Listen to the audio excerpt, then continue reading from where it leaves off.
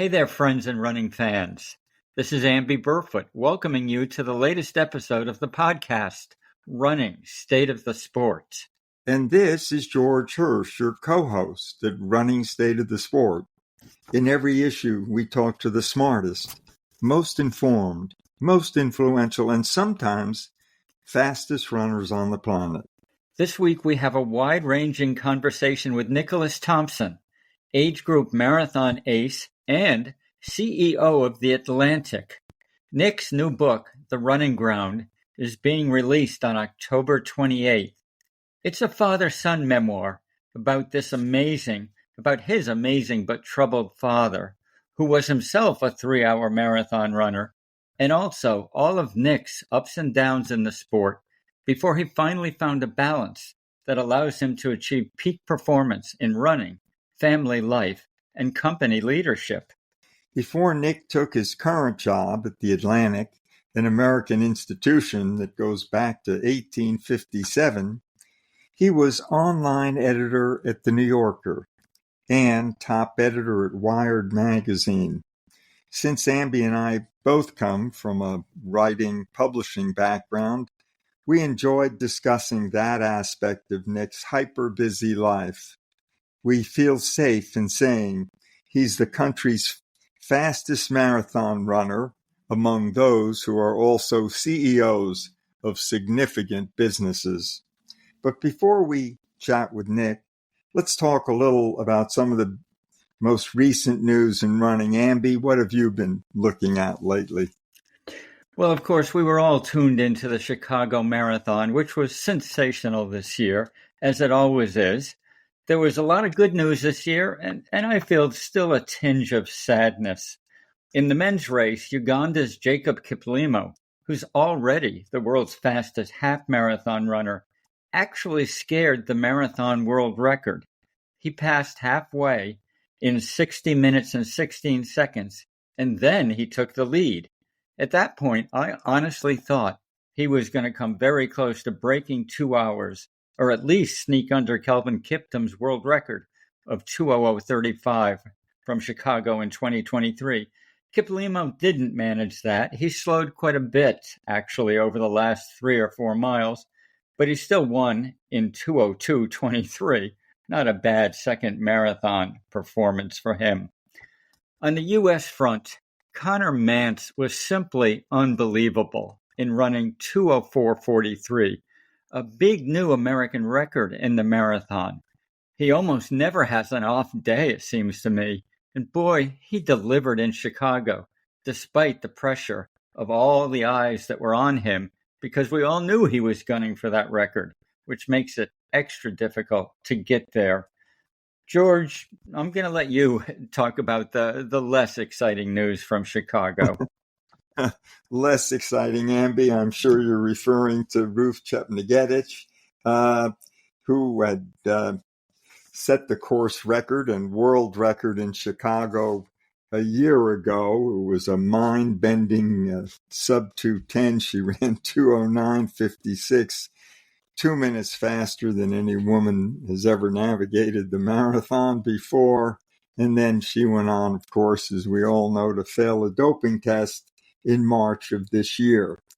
On one of the Chicago telecasts, our friend Ed Eyestone called for a lifetime ban of such athletes.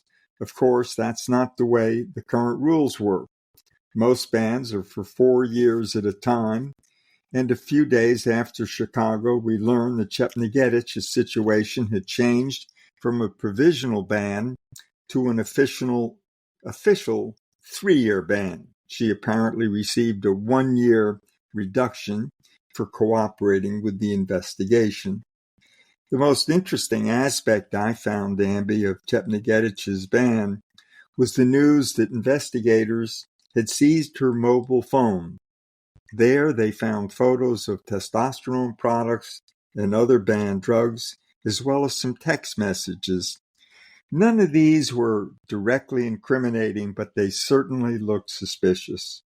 Despite the ban, Chepngetich's world record will stand, as she passed all doping tests administered after last year's Chicago race. That's a bitter pill, I think, for many of us to follow. I've got to agree with that, George, 100%. And it reminds me of some of the other women's world records that are still on the books decades after they were set, simply because they happened in an era when drug testing either didn't exist or was nowhere capable of actually detecting what people were using. At any rate, it looks like Ruth's record will stand, and that is it now for our current roundup of the most important recent news in the world of running. Now let's turn to Nicholas Thompson, this week's guest on Running, State of the Sport. George and I are excited about this one because Nicholas has a rich and long history in the magazine publishing business. He was the editor of NewYorker.com, then went on to become editor-in-chief at Wired magazine, and somehow made the jump to the business side with The Atlantic magazine, where he is now the CEO. But we're going to try to keep this conversation today mainly about running, because Nick is an unbelievable marathon and ultra-marathon racer, despite his more than full-time job. He has a marathon best of, get this, 2:29, and that was last April, at age 49. He outright won the lake, I'm not sure I can pronounce it, Nick, Waramaug 50-miler in Connecticut at an average pace of 6:50 per mile. And that was, of course, for 50 consecutive miles. I have crewed for runners at the Lake Waramaug 50 many decades ago. Never run it myself. Additionally, coming up in late October of this year, Penguin Random House is publishing Nicholas's Running and More memoir, which is titled The Running Ground, A Father, a Son, and the Simplest of Sports. Nick, welcome to Running State of the Sport. We're thrilled to have you. Well, Amby and George, I am thrilled to be here. It's such an honor to get to talk with both of you. Thank you for inviting me on. So, Nick, you're not the fastest or even the most famous, but you may be certainly the most interesting runner out there.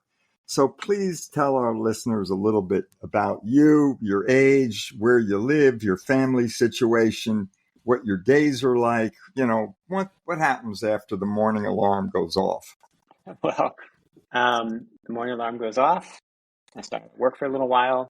Kids come downstairs. I make them breakfast. I've got 3 boys. They're 17, 15, and 11. Got a lovely wife. We live in Brooklyn. We all hang out as a family. We have breakfast together. And then we'll usually take the little one, to school. And then after I drop him off, I will run to work. So I'll have my phone and wallet, keys, and maybe change of clothes in my backpack. And I'll head through Brooklyn. I'll run across either the Williamsburg Bridge, the Manhattan Bridge, or the Brooklyn Bridge, depending on the day. And I go into my office at Soho. And then I work as CEO of the Atlantic, doing all the fun things that you know about, George. Selling ads, selling subscriptions, figuring out a business model, trying to help make this amazing publication thrive. At the end of the day, I run home, play soccer with my kids, work some more, go to bed. Nick, your sons have gotten old fast, which you have no doubt noticed. Did notice that, Amby. In your book, your father plays a huge role, as he did in every aspect of your life, your running and everything else. You say, quote, he led a deeply complicated and broken life. I'm not going to talk about that, but maybe you can tell our listeners briefly what that means and what kind of running did your father do, and how did he introduce you to it, and how did it strike a chord with you? A lot of questions there. I'm sorry. Yeah, a lot of big questions there. I'll start with my father. He has this remarkable trajectory. And grows up in Oklahoma. He's kind of a domineering father. He doesn't like his home. It's kind of a troubled home. He grows up, his father works on an Indian reservation. He then is president of a university on an Indian reservation. He then hears about the school called Andover up in New England. He applies. He gets a scholarship. He gets a scholarship to Stanford. He then wins a Rhodes Scholarship. And he's on this incredible trajectory in life. He marries my mother, comes from a prominent Northeastern family. And it looks like Scotty Thompson is on his way to the Senate. John F. Kennedy at one point had said, like, this man will be president before me. It was hard to overstate the amount of promise that people saw in my father when he was a young man. I went back and I read the Rhodes Scholarship recommendation letters from the deans at Stanford. The best student we've had here in 30 years, no equal since Herbert Hoover. And then it's life is hard. I mean, you guys know this, like you can have lots of young promise, but then to actually make it work and to execute and to get the job and to do things right. And he starts to drink too much and turns out there are problems and hitches. And then he comes to this very important realization that he's dead, which is very hard at this point in American history.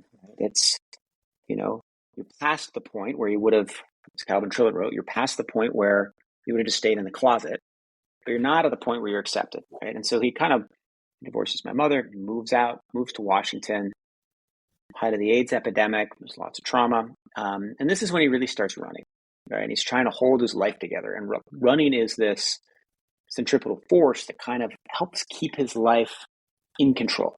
It adds some discipline, it adds some structure. He runs 6 miles a day, 10 miles a day, eventually gets up, runs a marathon. I go and watch. I'm 6 years old at that point, 7 years old. It's a very important experience watching him come down the Queensboro Bridge. And then the rest of the trajectory of his life, to simplify a very complex story, is a lot of emotional ups and downs, a real struggle with alcohol, a real struggle with sex addiction. And then he ends up, living in Southeast Asia, bankrupt, and kind of running a hotel where, the folks who work there are kind of, it's not quite a brothel, but it's not quite not a brothel. And that's sort of the end of his life. But through that, and the reason he's such a focal point in the book is he and I were very close. We emailed every day, almost until the day he died. I spent a lot of time with him. And some of that closeness came from running when I was 5 or 6 years old, and he was training for that marathon before he divorced my mother and left. Some of it came, I lived with him for several years in my 20s when he was still in Washington. We would run together when we could. He loved my running when I started to get good at it.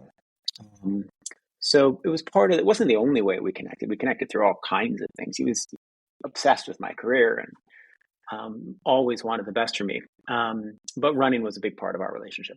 And then, when he died, I went to the Philippines and, to bury him and at the funeral. And I found, on his wall, he had framed in his bedroom this little short story I had written as a small child about watching him run that 1982 New York Marathon. Nick, let's talk about that, because you did in the book, and you just referred to it coming off the Queensboro Bridge. You were a 7-year-old, and your father actually ran a 3:01 in the New York City Marathon at that point back in, I guess, the very early 1980s. Were you in that race, George? Were you in the 1982 New York Marathon? I was not in that. I ran the first 3 citywide, 76, 7, and 8. And then for some reason I skipped a few, life gets in the way, and then jump back in. I hear. Again. So, but anyway, that.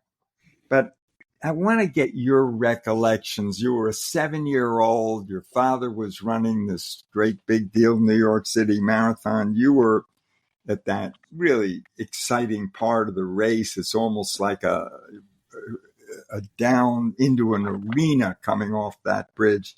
Tell us what you recall and your memories, because you certainly described it well in the book.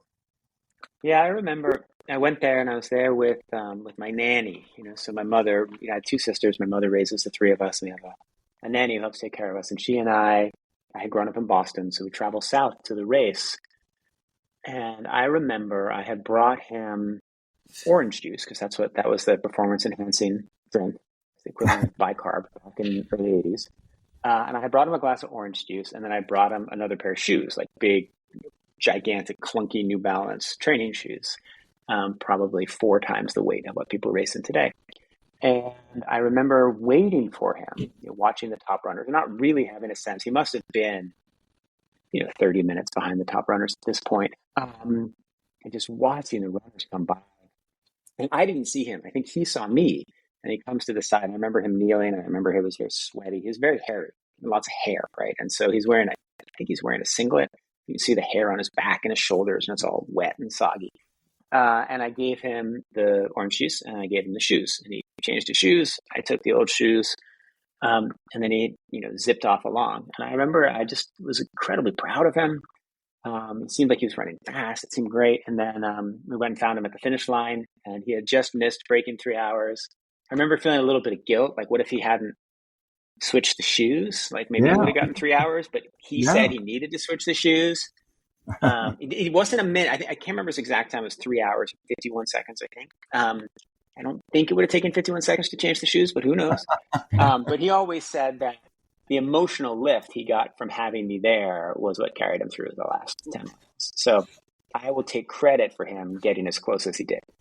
Well, we could probably talk all day about the emotional component of running and marathoning, Nick. But I'm wondering how you got into the sport. I believe you tried all the glorious sports, as we all did, before you settled on running. But you weren't exactly a high school or college star, even though you ended up at Stanford in the early Vinlanana days. What was good and not so good about your early running? Well, yes, it's true. I started running I ran a little bit with my dad, and then I played soccer, played basketball, played tennis, and then I went to Andover like my father, and assumed that I would make the varsity basketball team. And I didn't make the varsity basketball team, and then I didn't make the JV basketball team, and then I did not make the JV2 basketball team, which is quite humiliating, to try out for varsity and then to not make the third team. And so by the time I was cut, the only sport you could join was track. And so I went down to the indoor track and I started running. And, I was pretty good. I did quite well. I did well enough to end up as a walk-on at Stanford. Vinlanana didn't recruit me. But, walk-on, I had run 850 for 3,000 meters, which was, a good high school time. It was the Andover Exeter meet record, which was cool for a little while. And I walked on at Stanford, but, I did not succeed and thrive. I was definitely the first person in that freshman class who got. We had an extraordinary class. They went on and they won the NCAA title and they were seniors. They're not names who your people will actually know. They'll know Chris Lundstrom, who you interviewed just a few months ago. So Chris Lundstrom was a year behind me at Stanford, but he talked about on your podcast how he didn't even make the varsity. So I didn't even make the junior varsity at Stanford. And so at the end of my freshman year, I quit, and that was that. So, Nick, after let's call it a less than spectacular running career at Stanford, at age 30... It was probably the worst running career at Stanford. Like, no one has ever gone to Stanford and been on the cross-country and track team and done less than I did. I never raced. I just dog paddled in the pool. But go on. Okay, but somehow by age 30, you ran a 2:43 at the New York City Marathon. And then, tragically, you learned a few weeks after that you had throat cancer that required surgery. And, of course, all the follow-up therapies. That's scary stuff. How does cancer change one's life and one's running? Tell us about that. Yeah, well, so in my 20s, I had run marathons, and I wanted to run my father's goal. I ran 3 hours. And I failed and failed and failed. Right? 7 years where I can't run a 3-hour marathon. And then I break through, I run at 2:57. And then I run this 2:43. And so I suddenly feel on top of the world, right? It's hard to overstate how amazing it felt at age 30 years old to run 2:43, because I had this very specific goal. I really thought through my 20s I would never run a 3-hour. And now I'm 17 minutes below it. My God, what's happened? I'm so healthy. I'm great. Next year I'm going to run 2:33, then I'm going to run 2:23, and then I'm going to run 2:13 or whatever. And then it was right after the race that I get diagnosed. And it was tied into the race. And it was emotionally tied into the race because doctor's appointment had been scheduled a week before the race. But like any good runner, I moved the appointment because I was worried he'd tell me I was sick and couldn't run, which is, of course, the smart thing to do. A cold and a flu, right? And so the two things were inextricably linked: getting sick and having run this magical 2:43. And so when I was through the recovery and I'd been done through the treatment, I'd gone through the radiation, titrated the medicine, and I was starting to come back, I was quite fixated on getting back to that goal, to getting back to that time. And so that was 2005. And I started running, reasonably well, and I guess in the fall of 2006. And then by I ran the New York Marathon again in 2007. I ran 2:43 again. And that was crossing the finish line, having run that 2:43 and having come through my sickness was one of the most beautiful moments of my life. And so in the book, one of the things I wanted to do in the book was part of the goal of the book is to get people inside the mind of a runner, right? To explain what's going on as we're running, like what we're thinking about, right? And how we're thinking about posture and what we see on the side of the road and how we think about pace. And I knew that early in the book, I wanted to describe a race, right? And I wanted to describe what went on in my head during a race or a workout. And there were times actually where I would go and I would take a little microphone and I would record everything I thought about when I ran, transcribe it afterwards. And I ultimately decided to begin the book with the 2007 New York Marathon because it was such an emotional experience. And so I, went back through my notes of what I thought. I went back and looked at the old photographs, looked at my old logs, and then, used that opening chapter as kind of it's not minute by minute because I didn't have contemporaneous recordings, but it's a sort of blow by blow account of that marathon, which was so important in my life.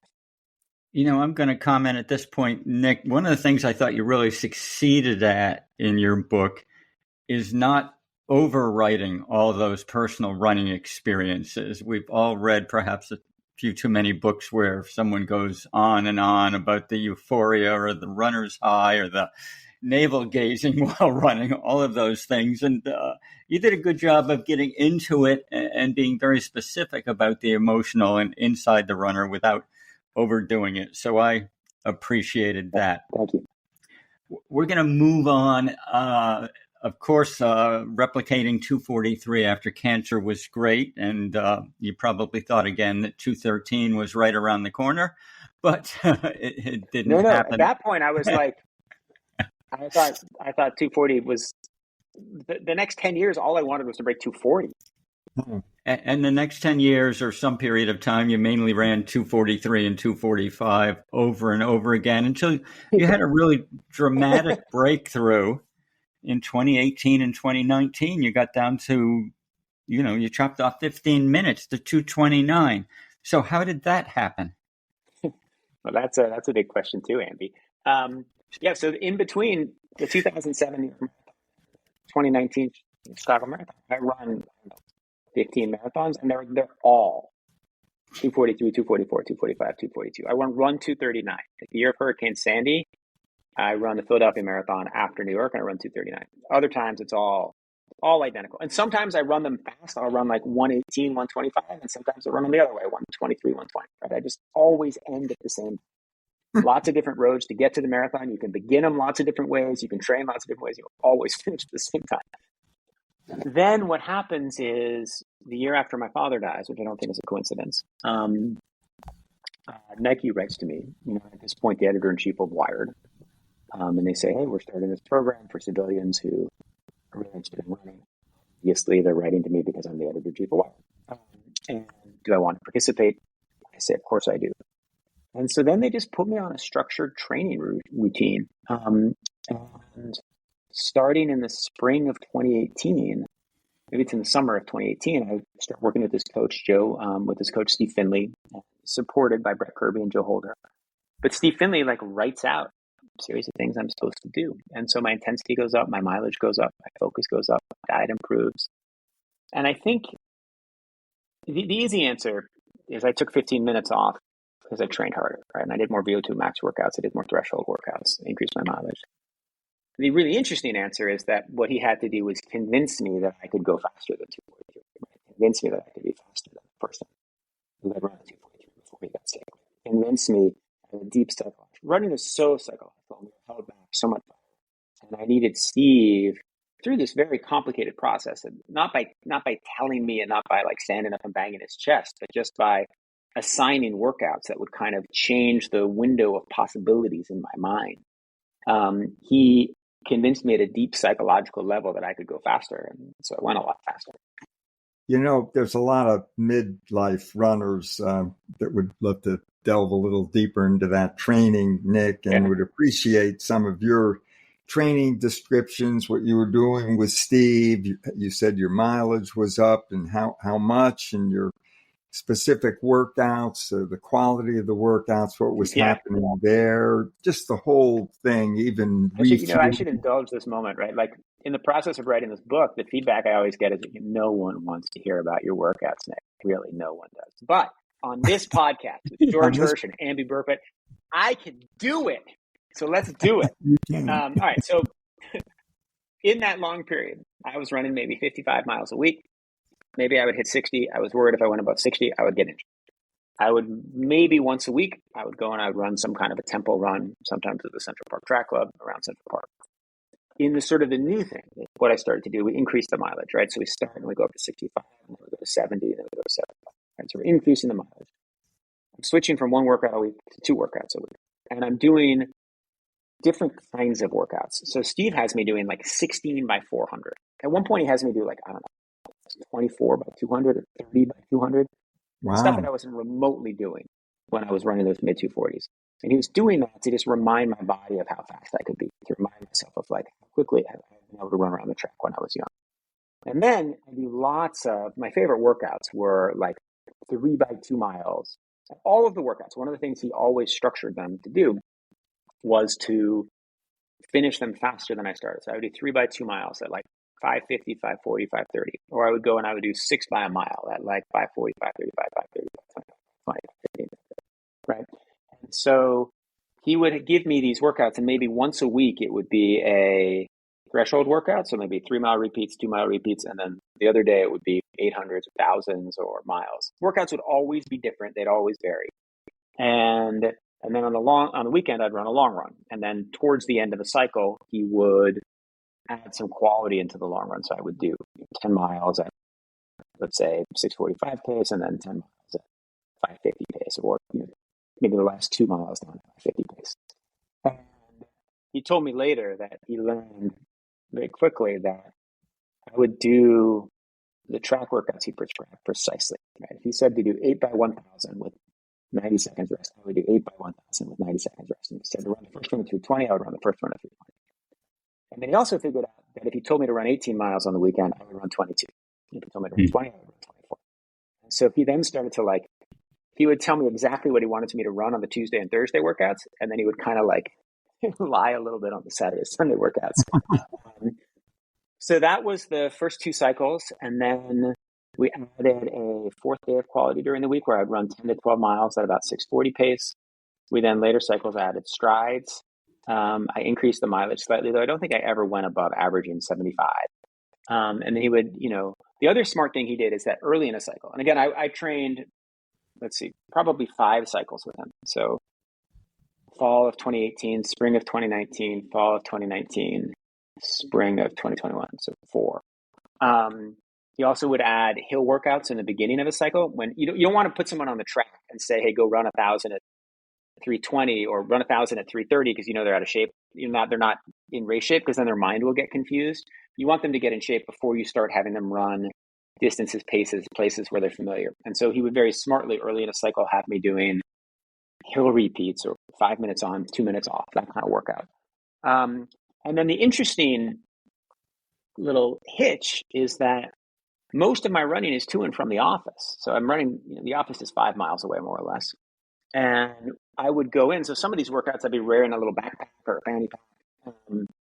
I'd be getting them in. I wouldn't be going to a track. I'd be doing them, in Prospect. I'd be doing them on the West Side Bike Path, someplace flat in Manhattan or wherever I happen to be traveling. I'd find a little route. So there's a lot of improvising and a lot of kind of sort of hacking how I would fit the workouts in. But it ended up working, and I did exactly what he wanted. He also allowed a certain amount of freedom. Right? He would basically say, hit these 3 workouts and give me a mileage total and give me the 3 workouts for the week. And so the other 4 days, I would just do whatever I wanted, right? He would call it run option. Sometimes I'd run 4, sometimes I'd run 10, sometimes I'd run 6. I just make sure it all added up to the right mileage number. So Nick, now that we've geeked out over all your training, and thank you for it. Yeah. You acknowledged that it was the mental part that was the most important. So which of these workouts really shifted your mind to the point where you believed you were a faster runner? Weirdly, I actually think some of the quarter miles did, or some of the half miles. Just remember, I was so stuck at 240, I was scared of seeing 5 colon something on my watch, right? Like running a marathon at 5:59 just seemed impossible. Like 6:10, oh yeah, no problem. 6:08, sure. 5:59, God, no, I could never do that. And so then Steve was like, okay, Nick. And so then he would go and have me run these half miles, but my watch would show that I was running like 4:57 pace, right? And so then, well, maybe 5:57 isn't so scary. And so I think some of the short work was to like help me get through this mental block that I couldn't run a marathon at 6-minute mile pace. So I think those are really important. And then just, getting used, if you run 3 by 3 miles at slightly faster than race pace, kind of makes the race pace seem not that hard. And then, I also started monitoring my heart rate. And so this was actually very useful. I had never worn a heart rate monitor before. I never tracked it. And I put it on my arm. There's too much bone. I don't think heart rate monitors on your wrist do any good. And they go on your chest. It's so uncomfortable. But having my heart rate gave me this extra confidence. Oh, wait, I'm running 540 pace and my heart rate's 137. Like, what am I worried about? And so that was also helpful. So, Nick, after this incredible, training with Steve, 229, I mean, really extraordinary at that age. Then you moved up to ultras, and I think you did your first ultra 50K in 2021, averaging 5:56 per mile. You were just talking about, getting under 6 minutes a mile for a marathon. Now you've done it for 31 miles, setting an American record for the men's 45 to 49 age group. And when you moved up, and then you moved up to 50 miles the next several years, but things for a while didn't go quite so well the first few times. So what have you learned about ultras, the longer distances? How do they differ from marathons? I think the main way they differ is you can't control them nearly as well. They're physiological things that happen in ultras, right? So, you store 2,000 calories of carbohydrates, you burn them in about 20 miles, so you can kind of control that in a marathon. In an ultra, you're burning proteins and fats, so you're taking in all kinds of food. So suddenly you're dealing with that level of stress. There are things that happen in your body. So the last ultra I ran 2 weeks ago, I ran this 100K race. And, not surprisingly, something happened that had never happened physiologically, right? I bang my toe on a root and like off the toenail shoots up, right? Never had that happen, but man, does it hurt, right? And it's an entirely like different thing to deal with. So I sit down in the woods. I'm alone, of course, right? Take off my shoe, take off my sock, like bang the toenail down, and then like hobble to the aid station, and then tape it up. And it turns out it feels fine, right? But you deal with all of these things you've like never dealt with physiologically. You feel things you haven't felt before. So the first real ultra I run, right? 50K is technically an ultra, but it's not. Is a 50 miler. It's at Tunnel Hill. And it's this great race in Southern Illinois, legendary race for fast ultras. I want to break the American record, which means running at 6:41 pace. And so it's a Ted Corbett. It's not a joke record, right? Like, serious guy, as you well know. And I planned for everything. I planned I'm going to go to the aid station. I've got my super fast shoes, and it snows, right? Like, the obvious thing to do when it snows is to like, change your goals, right? Like maybe wear your training shoes. Instead, I'm like, I'm going to wear my Vaporflies and I'm going to go set this American record because that's what you do. And of course, it goes completely haywire, right? And I wrecked my Achilles and, I'm sidelined for a little while. Ultras are just different. My kid was laughing. The chapter about switching to ultras is called A Labrador and a Race for Wolves. And so every now and then my son will like do something in a soccer game. They'll be like, I was a wolf, not a Labrador. So that's, you have to kind of reframe your mind. And so like the last ultra I ran the Twisted Branch 100 up in the Finger Lakes and finished with tape around my toe. But you're not, in some of these ultras, some of them I'm running for time, I'm trying to set records or trying to get world leading times, trying to win.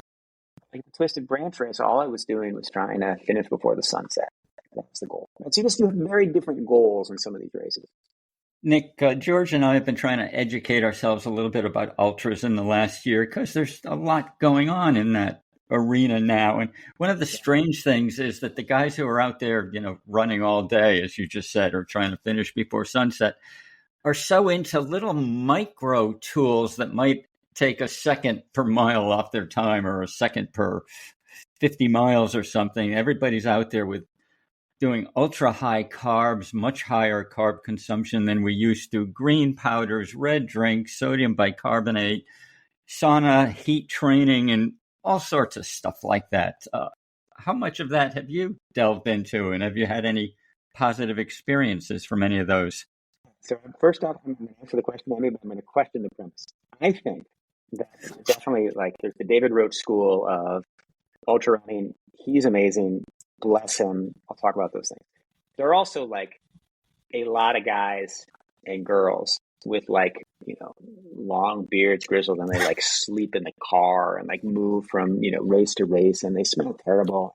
And actually, I created a world for my children. I told this sort of the same running saga for 15 years. And it's these characters called flambas, which are half antelope, half man, and they run at sunrise. They have long flowing hair. They wear sandals. They smell terrible. And they're based on some of the ultra runners I met. And you go to these races, and I guarantee you that most people have never heard of ketone.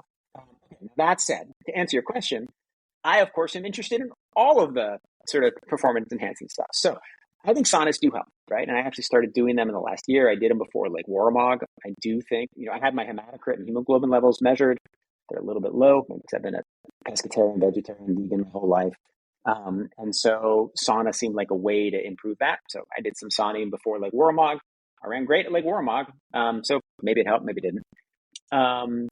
I do think that nutrition-wise, I don't take bicarb before ultras. That seems counter to what I would suspect, and the risk of gastric explosion, which you're already really playing with in an ultra, wouldn't do it. I do take ketones. I think that was a major improvement in my ultras the last couple of years. I got sent a box of ketones by a friend of mine, Charlie Lawrence, and then worked great from Nick. Even though there's a lot of questionable, a lot of debates about that. Absolutely think training at altitude, huge benefit, definitely good for ultras. The key thing in an ultra is you got to get your nutrition right. You want to be able to take in as much as you can. You need to remember you keep drinking water. There's sort of a mental preparation. You have to learn how to run with stuff, right? You've got all this stuff around your waist or your back or your hands. You have to learn how to drink all these fluids. My stomach can take in a lot more crap than it used to during a race. So that's an improvement. To me, the technological things that I genuinely think help me, if I were to give you a hierarchy, I do think an arm heart rate monitor helps a ton, right? Particularly in an ultra. So in the Twisted Branch race, I would monitor it. Anytime my heart rate got above 115, I would slow down. And I was with a friend of mine. I was like, nope, we're slowing down. He had committed to running with me because he knew I was going to run good splits. And he's like, come on. I was like, nope, 115, we're slowing down. Arm heart rate monitor is great. I do think that the Morton packaging, which allows you to take in more carbohydrates with less gastric distress, is great. I do think that's really valuable. I think ketones are valuable. I think sauna training is useful. Altitude training is useful.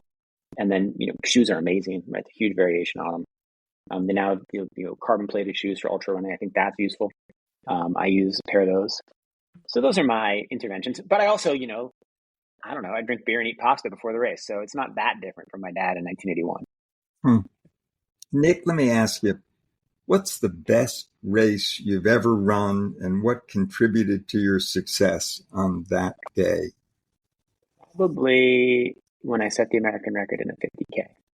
It was an interesting race because it's during COVID. Right? So it's April of 2021. So we just started to come out of it. There's 7 people in the race. It's one of those. The race was set up for Des Linden to set the world record. Maybe there are 10 people in the race. I ran it all by myself.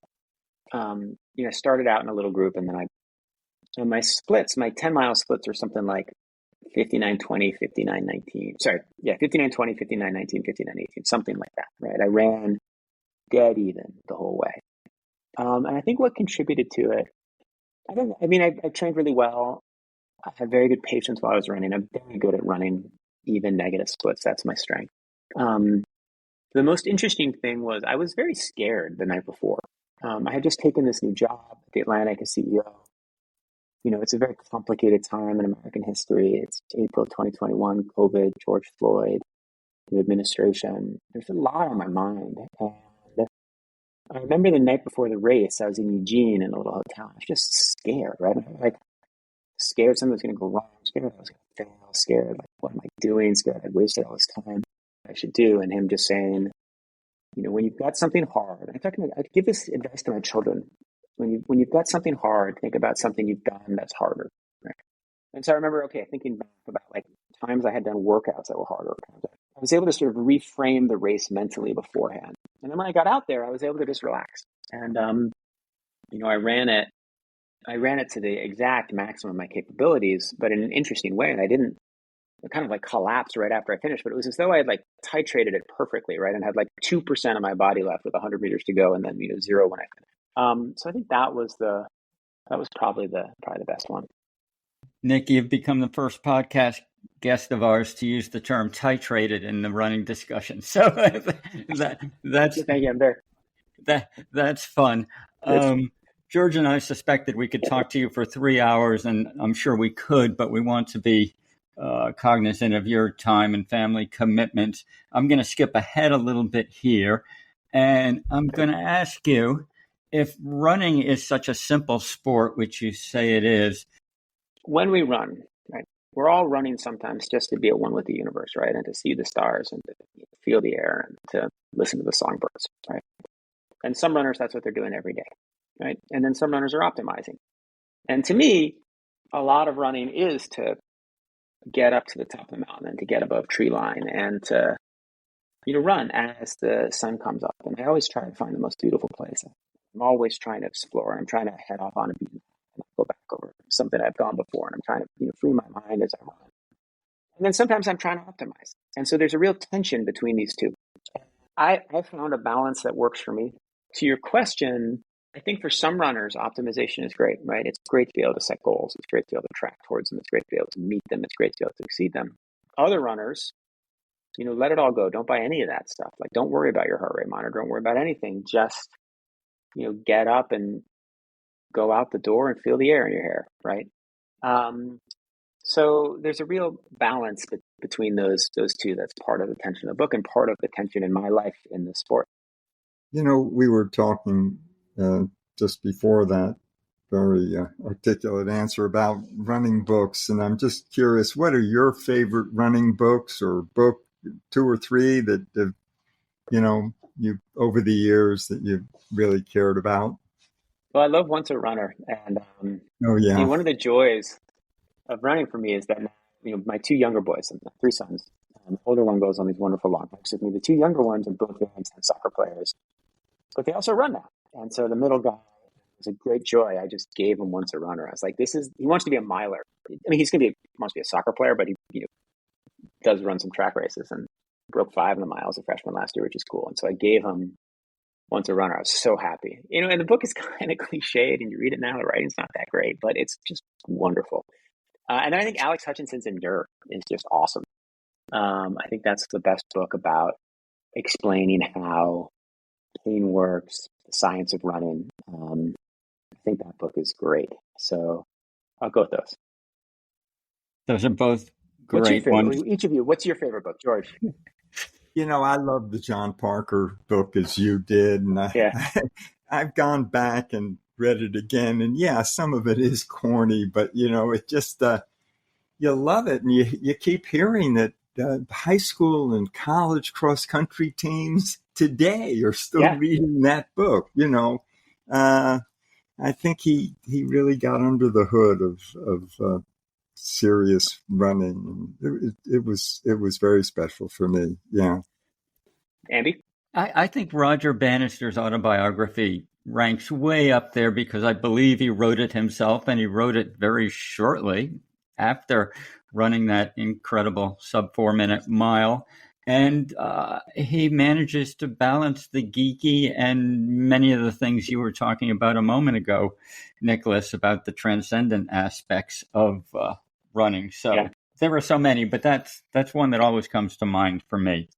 I was just going to ask Nick about the most challenging part of writing and really organizing your book, because you were interweaving some big themes in that book. And tell us about the challenges of putting it together. Well, that was so hard. I mean, it took me 5 years. And part of it is because I had a day job and 3 kids and other responsibilities. But part of it was because I was I'm telling my story, but my life is not interesting enough to make it an entirety of a memoir. And so what I'm really doing is telling my story as a vehicle to describe how running works. I'm telling my father's story, and my father's story is worth a memoir, except I really am telling a story about running. So it's, I'm limiting the bits I can tell about him. And then I'm telling these other stories, right? There ended up being 5 characters, but at different points there were probably 10. And I had all kinds of different structures in the book, right? Initially, I thought I would kind of mimic the stages of a marathon and write about the start and the finish. And I had different ways. I thought maybe the characters would appear at different parts in the book, right? Like Julia Lucas will come in here, and then she'll come in here, and then she'll come in there. And at the end, I've decided to make the book as chronological as possible. And I worked at the New Yorker for 6 years, right? I love chronology. Chronology is hard, though, when you're telling multiple life stories. You do need to have some jumps. Make it as chronological as possible. I'll make the characters independent chapters. And then I would be very, very careful, making sure that every description of a race actually added something, right? Like, there are not that many races in the book. And there's probably maybe 100 words on all of those races I ran between 2000. Got through it quickly. And so I went through and relentlessly, I have a file of material I cut relentlessly to make it feel tight and brisk.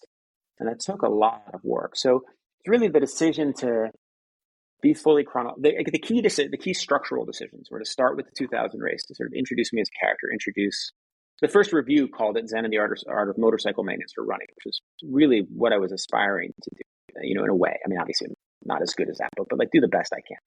And so get in the mind of a runner to start, and then chronologically, my life, my father's life, intersperse these characters, and then along the way, help people understand, what running means and how it can help sort through hard things in life. So that was the goal. It took a while. Nick, one of the things I like about the book is it seems that your title is almost deliberately unsexy. The Running Ground, a father, a son, and the simplest of sports. A few of my friends, when I read that to them, said, "Is this a book about coffee grounds?" I'm curious. I'm curious if you considered other titles, and also what you think is the message or what someone could get from reading your book. Amazing. I hadn't thought about it as coffee. For most of the, I said I spent 5 years on the book. For 4.5 years, it was called Run for Your Life. I also thought of calling it Time to Run. And then I switched it. I never loved Run for Your Life because really you could name any book about running, Run for Your Life. So the title, The Running Ground, it's not going to jump off the shelves, right? People are going to look at it and they're going to be confused. What does that mean, right? They'll know it's running. But my hope is that when they see the significance of it, they'll get it. And so my father had this print, and it's this great sort of text of Roman philosophy, and it's the Ben Shahn print above it. He had in his bedroom wall, and it says, I don't care what you worship, but I do care that you love something, and I do care that you find the beloved in something. And whether you find it in a stream, a brook, in music, in the face of in the face of the person you love, or in a running ground. And it's this wonderful sort of statement of my dad, who never followed any organized religion, but did care passionately about music, art, life, everything in it, and really did find power in so much of the world around him. He always said it was his life's philosophy, this, wonderful, wonderful statement. And so I was looking at it, and then even better, he had this Ben Shahn print, which is cool, which he gave to me to pay off a loan, right? And so I've got it on my wall. And so I've got my dad's philosophy to pay off a loan, and in it, it has the phrase "a running ground." And I was looking at it, I was like, my God, I've never noticed that phrase before.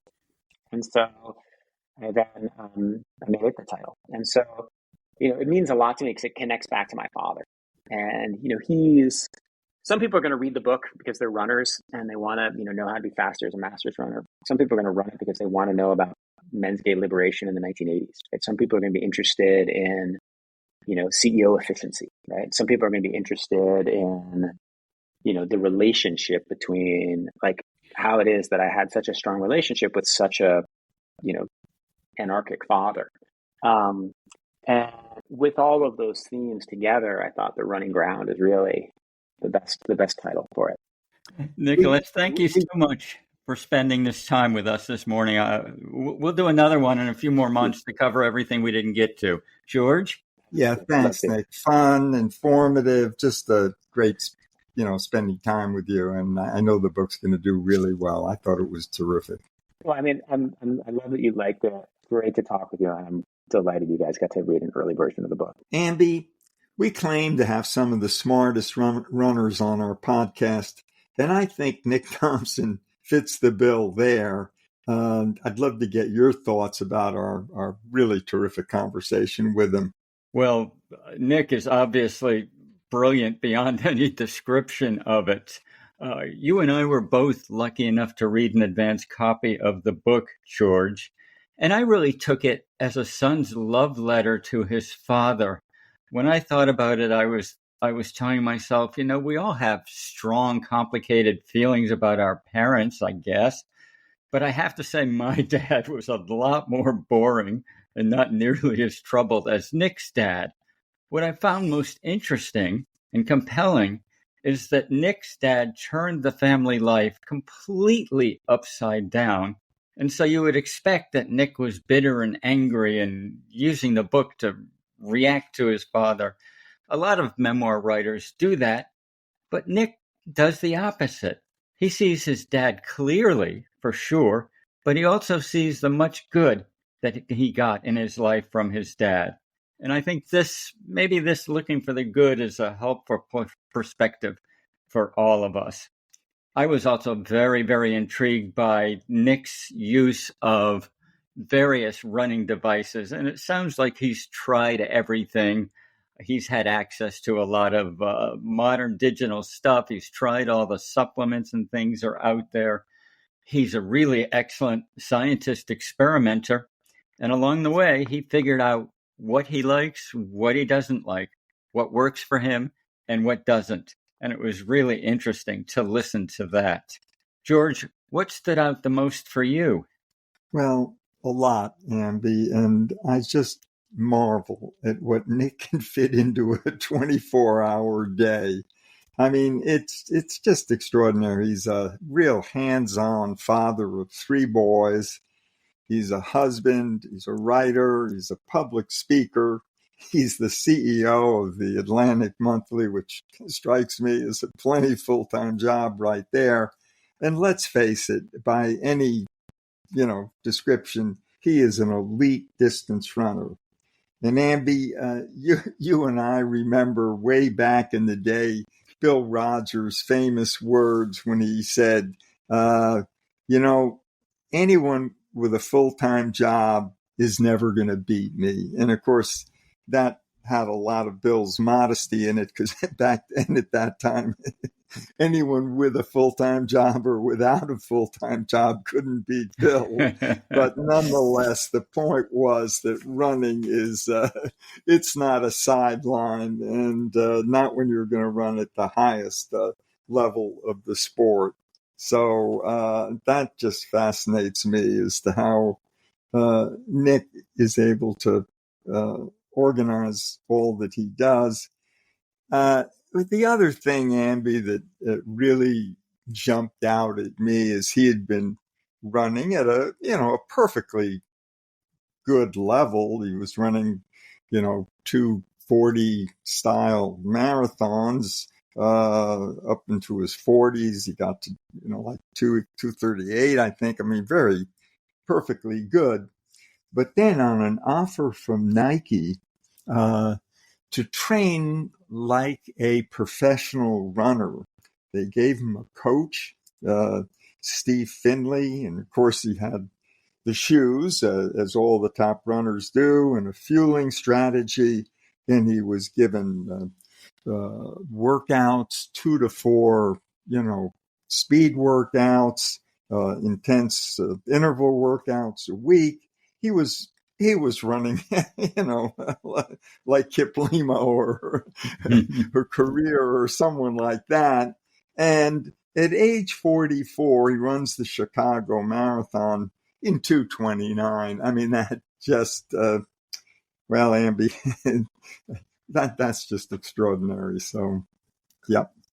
It was extraordinary, and sometimes the workouts are almost more impressive than the races, because he described how he began doing workouts, regular midweek workouts, at a pace that he couldn't possibly have imagined before. So there was a good bit of mental breakthrough in there as well.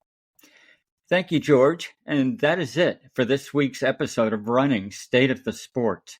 We hope you enjoyed joining us as much as we enjoyed sharing the time with you. We'll be back again soon with another episode. Until then, please tell your friends about Running State of the Sport. We'd also appreciate a review at your favorite podcast host, like Apple Podcasts or Spotify Podcasts. In signing off, here's our hope for the state of your own personal running. Chin up, clear eyes, full heart, keep moving, onward.